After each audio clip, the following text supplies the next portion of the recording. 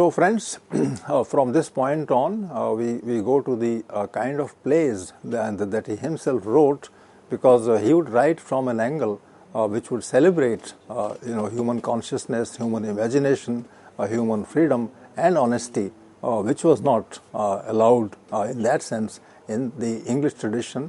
And for instance, as has been said, that English tradition would not allow incest or theme of incest or parricide to be there on the stage. Therefore, W.B. Yeats would have none of that, and he had to, in fact, he justified himself by, raising another tradition which is more, independence oriented. During the first years of marriage, this is one important point, and this is what connects us directly with the kind of writing, with the kind of dramatic writing that W.B. Yeats would practice. During the first year of his marriage, George Hyde Lees and Yeats, his wife, experimented with automatic writing. So this writing will not be a studied writing. It will not have preparation as a background for writing. Automatic writing means what comes naturally to you from inside yourself. And the woman, the wife, Hyde Lees, she contacted a variety of spirits and guides they called instructors. So imagine that the two people, the husband and wife team of Hyde Lees and Yeats, would think of spirits entering their mind and guide their writing. And they will tell what is to be written, and that would be generally accepted them as writing. And therefore, it can be called as writing in a trance. So they will enter a trance, they just don't know where they stand, where they sit, what they think. They have no plans in their mind. So whatever occurs to them at that point of time is what they write in their plays. So this is the kind of distinctiveness that is there in W.B. Yeats' writing. I have discussed the idea of spirits. What are the spirits? Where do they reside? There are no if you are given to the scientific temper, then things like spirits don't exist. But in the case of imaginative people, spirits are always there.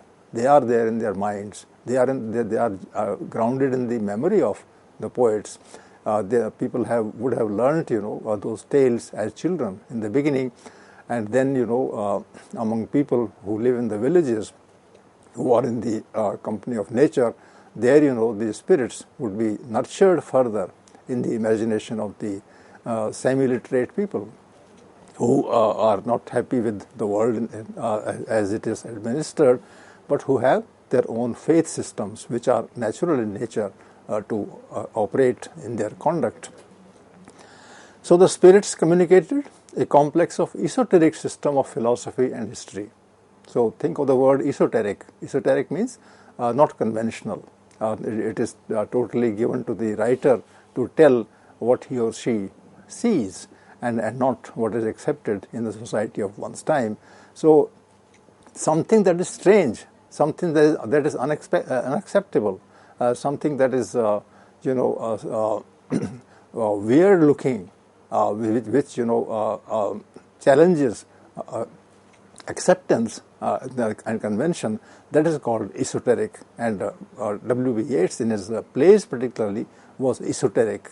He would be presenting things that would not hold in reality, but which he saw very clearly in the state of or trance that I am talking about. It developed into an exposition using geometrical shapes, phases, cones and gyres. These things are not allowed in the scientific understanding. They are not allowed in social expression, and people with the intellect will always go hammer and tongs at faiths like these. But then W.B. Yeats with his wife would experiment his plays from the point of view of certain forms which had no veracity of their own, but then they were imagined by, in fact I would use the word envision, they were envisioned by both husband and wife, and W.B. Yeats started writing plays of that kind. Yeats devoted much time to preparing this material for publication as a vision. I referred to that in the beginning of the discussion. in 1924 he wrote to his publisher T. Werner Laurie, admitting, and I quote, "I dare say I delude myself in thinking this book my book of books." Mark the word delude. So he's not bothered about intellectual recognition, about proving his point. He's talking about delusion. He's talking about something that only happens to him and which can't be accepted with the help of reason. So he is talking about delusion, and he says that the book of vision actually is the book of books. That is, people who write books will definitely be guided by certain things which are not there in the tangible life of the day, but which always remain hidden in the corners of one's mind.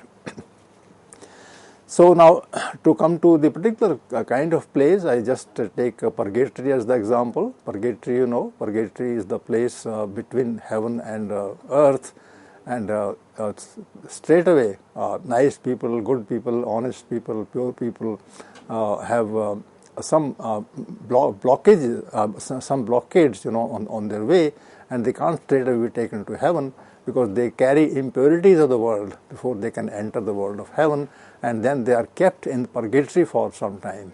So what does purgatory mean? Purgatory means a kind of bridge between heaven on one side and earth on the other, and the souls have to remain in purgatory for being purged of the unclean influences of life. So when a person's soul is waiting to enter heaven and is on the way to heaven and spending time in purgatory, then what happens? Then there are visions both of the life lived earlier before one died and life that is going to come later. So it is that particular gray area which connects with both the real world that the person saw and the other world that the person is preparing himself to enter. And the word purgatory became important as a symbolical term for his drama writing, because he would go back and forth in time. He can talk of a person who is dead, that person can be brought back to life, and then the person can travel back to one's own time, where his son or his mother also become alive again. They have been dead long time back, but then because in purgatory you have this facility of traveling to the actual life and then coming away from it, and you can see what happened after you left the place, after you died, or even you can evoke images. You can take images from the time when you were not born, and therefore one can go to one's mother, one can go to one's grandmother, one can go to one's grandfather, and that connect of a different kind, a line that is being pursued by characters in actual life along history. For instance, somebody's family has had memories of a person who was a hero 300 years before the actual person is born who is writing. Then going back and forth is possible only in imagination. One has not seen one's great-grandfather, but one has heard about him, and therefore W.B. Yeats would think of imagining these people as real and coming and talking to the person who lived, and that's the interesting, in fact funny part, that the person dies but then he comes back to life, and when he comes back to life in the imagination and on the stage after 20-30 years, then he sees his own son. So who is real and who is imaginary, that particular line of distinction between the real and the imaginary is blurred consistently in order to make the point regarding the long tradition that I have talked in the early part of the lecture. So the Purgatory, we can discuss this play. This was written in 1939, and very soon after this play was performed and written and performed, W.B. Yeats would die. That's the time of his very close to his death. So the play Yeats wrote towards the end of his life to understand the mission of showing the significance of Ireland's past. When one is old, and W.B. Yeats was quite old at that time, then he would imagine his past in the long term.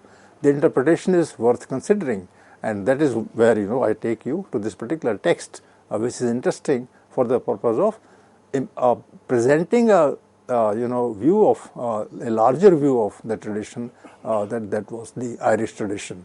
Central to the action of the play is the destruction of an honoured house. Honoured house means the person, the house had members in it which were of the aristocracy, and they were honoured people, which for generations hosted nobility and held within it books and tools of learning. So there is a kind of a family of a person, and in that family the tradition continued. But who knows, somewhere in the middle of that tradition, something a great accident happened, and a person from outside the tradition came and destroyed the family.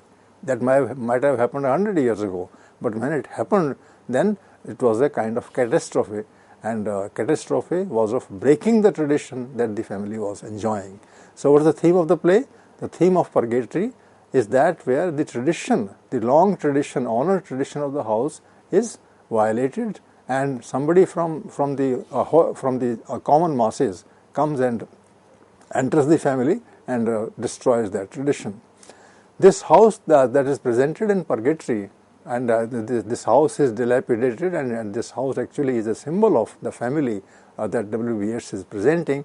So it's a house, it's merely walls, it has no roof on it, and its windows are broken, and there are people who are coming and going, and it is full of dark patches. So this was destroyed in a moment of drunken debauchery by the old man's father. He was symbol of for Yeats of the loss of Ireland's great houses and the traditions they represented in his time. So this is the point that I am making, that W.B. Yeats believed in that Irish tradition which can be polluted, which can be destroyed by elements from outside society, outside that society, the society of the great family, and therefore unless that is restored, one can't qualify for going outside the Purgatory to the other place. So in fact, Ireland itself is symbolized as a kind of place that is purgatory. It has become corrupted by the English influence, and W.B. Yeats can think of people struggling against the corruption by going back to the old Irish tradition. So that seems to be the theme of Purgatory, and Purgatory actually is the Irish place on the map of Europe and England. This loss was due to both poverty and a lack of interest on the part of the new generation. So new generation would be when W.B. Yeats himself was growing up in the 19th century, and he was seeing that the education, the courses, the syllabi, the general influences of culture that is there in England and Ireland at that point of time, they were spoiling the purity and honesty of the Irish tradition, and that could be restored only when it was properly understood, kept in some kind of perspective, and the perspective was of the great tradition. So the symbol can be understood as follows: the destruction of the past and its nuances due to one moment of debauched action is clearly shameful, pitiable act. So this you can see the sharpness of phrases, and these phrases actually refer to the Purgatory, which is symbolized as Ireland, and one says that the country is not pure at all. It has been debauched. And by whom has it been debauched? It has been debauched by people who are drunken, people who don't know what is good, what is pure, what is right, what is wrong, and who bring an element of poison in the long tradition of Ireland at that point of time. So think of this play as presenting the Ireland of the 20th century as also Ireland of the great heroes who existed in the early part of history, which was more anthropology than the lived history of the time. The long-lasting generational effect on one wrong choice is another central takeaway in Yeats's play. So you see that when somebody was accepted by a woman of high standing, and this man was the stable boy in that family. So that in fact is the long-lasting generational effect. So once a wrong element, the stable boy, married the woman of the family, and then he became drunk, and after that he started going left and right in order to destroy the culture of the family. Then it became a kind of tragedy, and it turned the place into what can be called purgatory. So what is purgatory then? Purgatory is the place where the old influences of corruption will be cleansed, and then things can get back to purity. Not that W.B. Yeats saw any hopes in Ireland being cleansed of that kind of corruption that they were exposed to in the English surroundings, but then he was able to capture in Purgatory, in this play, the reality of the polluted life that was there in England. So I call it a great comment on the existing cultural decline in Ireland, and W.B. Yeats was writing the play for that purpose.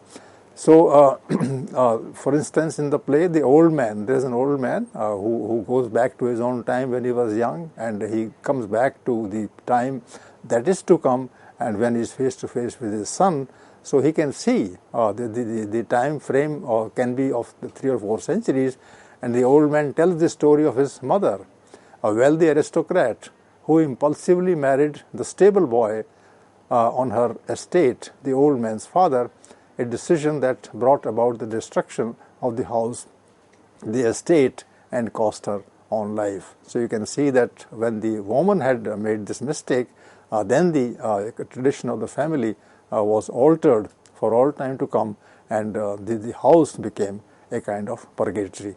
So as I have already explained to you, purgatory is a symbol. It's a symbol of some kind of blemish that is there in the family, and it came through the intervention of one who was an outsider to the family, and after that the family cannot remain the same.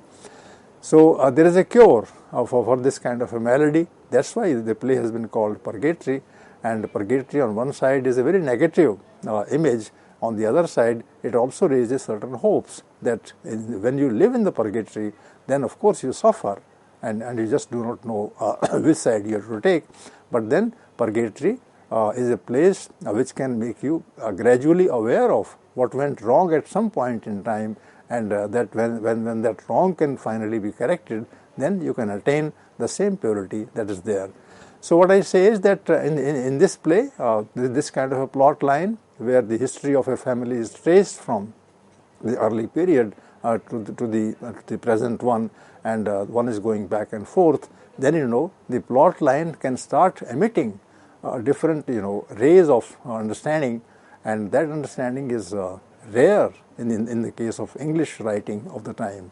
So one can say that so far as W.B. Yeats is concerned, his plays present a vision, present a picture, present an image of something that may have happened in the long past, in the late past, or in very ancient past, and then it can revisit the consequences in the state in a time of consequence later, and that can tell us about the long-standing malady of life in general. So in the play, this is how the old man talks to the boy. Now, just I want to give you an idea of the style of W.B. Yeats, and the lines that I quote are from Purgatory, and the old man is talking to the boy, and he says, "Study that house." He's standing there in front of the house. "I think about its jokes and stories. I try to remember what the butler said to a drunken gamekeeper in mid-October, but I cannot." Why can't he? Because he is not a real character. He is just a figment of the writer's imagination, the playwright's imagination, but he can definitely speak through the mind of the writer to the audience, which is there listening to their own lives and history, and therefore he says he wants to, but he cannot. And when he says he cannot, then of course W.B. Yeats is suggesting that it is inbuilt as a tragedy in the account that he is presenting of the episode. And then he says, if I cannot, none living can. This has two meanings to it. If none living can, it means somebody who is dead can. That also is the kind of a thing. So we are transported, friends, from the present to the past, and the past is more living than the present.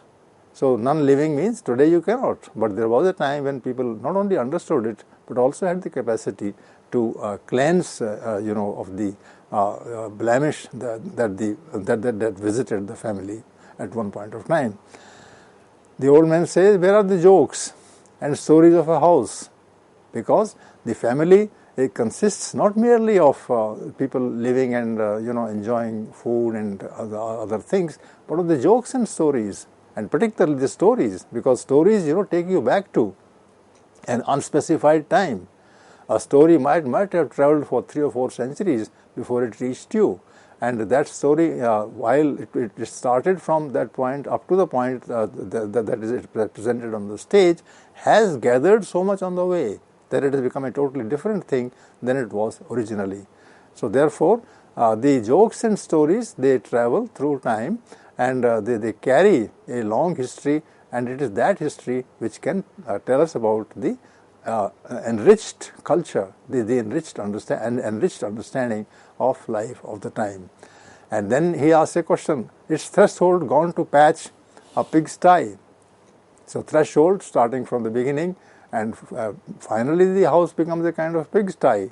And why that? Because the tradition was broken, let's say, by the person who married wrongly, the woman. Then there is another quotation I gave from the play, study that tree. The first previous quotation was from the beginning of the play in Purgatory, and this is the towards the end. Study that tree. Earlier it was the house, now it is the tree. It stands there like a purified soul. So a kind of future image of purity is presented in the play. All cold, sweet, glistening light. Dear mother, the window is dark again, but you are in the light because I finished all that consequence. So you can see that the person is talking to the mother who made a mistake once, but then finally the mother is surrounded by a kind of glistening light at that point of time. Then it continues, I liked that lad because had he grown up, he would have struck a woman's fancy, begot and passed pollution on. I am a wretched, foul old man, and therefore harmless when I have struck. So you can see the old man and the major character in the play talking to his son now, and the son cannot continue unless he has understood the very nature of the poison that the family saw. So you can see that there is a kind of a clash between the wrong, the bad, the evil in the family, and the possibility of the family getting rid of the old pigsty kind of effect and becoming hallowed and pure. This old jackknife, the quotation continues further, into a sword and pulled out all bright again. Now you can see the vision of brightness, the vision of cleanliness, and picked up all the money that he dropped. I will to a distant place and there tell my old jokes among new men. So the person is going somewhere else. Which is that place? Is it heaven? Is it the end of the purgatory? Is it that particular state in which the long tradition has been established by the playwright? All these things have been suggested as a part of the structure of the play, of the account that is given in the play, and you can see that this kind of a writing is not there in Europe or in England in the 20th century, and from the poet's angle, who is writing a poetic play, and this poetic play has that particular facility of imagining things which don't exist in the tangible life, but which always exist in the dreams of the visionaries at that point of time. When a drama is being presented on the stage, it's a characteristic direction movement and assumes different directions and roles. And I am referring now to another play which was also written in the same year, and this play is The Death of Cuchulainn. And with this I'll finish the discussion. The protagonist initially plays the role of the producer using prose, and you can see the prose here. Maybe it's W.B. Yeats, maybe it's a character there, maybe it's a person who is an Irishman seeing history from his angle. But anyway, the kind of simplicity and lucidity that is there, this will tell us how W.B. Yeats would be holding the entire thing in his own hands as a playwright, as a writer, as an actor, and as a visionary. And I finished this particular discussion with this quotation from the other play, Cuchulainn. I have been asked to produce a play called The Death of Cuchulainn. Cuchulainn is a great hero of Ireland, much earlier in history. It's the last of a series of plays, says the character on the stage, which has for theme his life and death. I have been selected because I am out of fashion and out of date, like the antiquated romantic stuff the thing is made of. So you can see that the Cuchulainn character of ancient Ireland has been brought to life, and he has started directing the play himself. I finish with this quotation. He says, "I am so old." Cuchulainn is for some time brought to life, so he says, "I am so old that I have forgotten the name of my father and mother, unless is indeed I am, as I affirm, the son of Talma, and he was so old that his friends and acquaintances still read Virgil and Homer." So you can see that this kind of a liberty, this kind of a freedom, the writer can enjoy because he is a visionary, and then he can show Ireland in a light of purity, Ireland in a light of integrity, which is not possible for Ireland to attain in the context of the existing England or Europe of the time. So friends, in this particular lecture, I've discussed W.B. Yeats as a playwright. It's not merely an extension of his poetic inspiration. It's a totally different kind of a picture, where he's being a great nationalist of a kind, in the sense, that he is asserting the old nationalism, the old character, the old legendary kind of tradition of Ireland through his plays. So I hope it's a different kind of a play that you have confronted through the particular text Purgatory, and I hope that new questions would have emerged in your mind for considering this drama also as going parallel to the European drama, the English drama in the 20th century. Thank you.